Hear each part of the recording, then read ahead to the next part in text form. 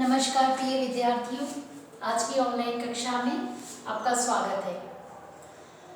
कल हमने विकास, प्रगति, उद्विकास इनके मिलते जुलते हुए शब्दों के अंतर को समझने का प्रयत्न किया था। आज हम जो बात करेंगे वो बात करेंगे हम विकास और प्रगति में अंतर की। अर्थात विकास और प्रगति हमें दिखाई तो एक जैसे देते हैं, लेकिन फिर भी इनमें किन बिंदुओं के आधार पर अंतर है उसको करने का आज हम यहाँ पर प्रयत्न करेंगे।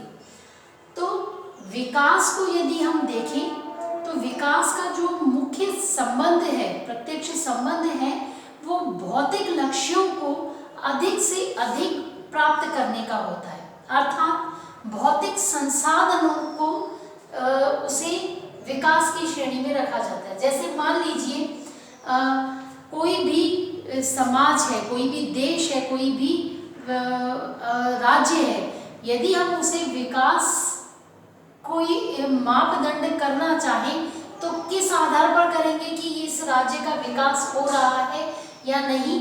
तो इसके विकास के जो मापदंड है वो भौतिक लक्ष्य है, भौतिक संसाधन है, भौतिकता से इसको आंका जा सकता है। ठीक है। और यदि इसी के विपरीत प्रगति को देखें तो इसका जो संबंध है उसके भौतिक संसाधनों से न होकर के उसकी जो प्रकृति है वो नैतिक और मूल्यगत होती है। यानी नैतिकता में कितनी प्रगति हुई इसके मापदंड के आधार पर ही प्रगति को मापा जाता है।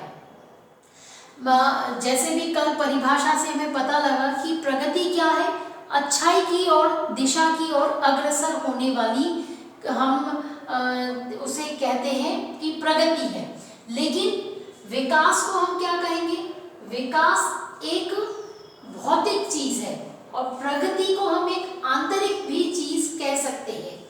ठीक है। ये एक व्यक्तिगत हो सकती है, लेकिन विकास व्यक्तिगत नहीं हो सकता, यह सामूहिक हो सकता है। दूसरी बात हम करें तो जो विकास का जो संबंध है वो आर्थिक साधनों से या औद्योगिक या प्रौद्योगिकी में होने वाली उन्नति है उससे भी विकास को आंका जाता है। आर्थिक साधनों में, भौतिकता में या फिर उद्योगों की श्रेणी में क्या विकास देश में, शहर में, गांव में, यहाँ फिर अंतर्राष्ट्रीय स्तर पर कहाँ पर विकास हो रहा है आर्थिक साधनों के आधार पर, इसे हम मापदंड को हम रखेंगे विकास की श्रेणी में। इसके विपरीत यदि प्रगति का हम आशय देखें तो प्रगति का जो आशय है वो उसके परिवर्तन से देखा जाता है। क्या परिवर्तन से? कि जो समय के द्वारा यदि मान्यता प्राप्त दिशा की ओर अग्रसर हो रहा है तो वह प्रगति कहलाती है। तीसरी बात करें हम विकास की अवधारणा की तो वो क्या है? वो यूनिवर्सल है, अर्थात सार्वभौमिक है। इसको कैसे कह सकते हैं कि जैसे सभी समाजों के लिए जो विकास है उसका जो अर्थ है वो समान होगा। ऐसा नहीं कि एक समाज में विकास है दूसरे समाज में विकास नहीं है, इस प्रकार से नहीं। तो समाज की दृष्टि पर हम यदि देखें तो विकास को एक समाज पर नहीं माना जाएगा। विकास की श्रेणी को हमें मानने के लिए क्या करना पड़ेगा? उसे सभी समाजों पर समान रूप से लागू करना पड़ेगा। इसके विपरीत यदि प्रगति की अवधारणा को देखें तो वो सार्वभौमिक नहीं है, वो तुलनात्मक है कि एक समाज के लिए जो परिवर्तन दिखाई दे रहा है वो उसके लिए प्रगति की श्रेणी है। और वहीं दूसरी ओर किसी और समाज की हम बात करें तो जो उस दूसरे समाज के लिए वो प्रगति है, हो सकता है कि उसके लिए वह आवश्यक न हो। तो अर्थात विकास सभी के लिए है और प्रगति किसी एक विशेष के लिए भी मानी जा सकती है। एक व्यक्तिगत हो सकती है, एक सामाजिक समाज पर भी निर्भर या निर्धारित हो सकती है। इसके अलावा हम देखें तो विकास का जो अंतिम लक्ष्य तक पहुंचने का एक साधन या माध्यम है।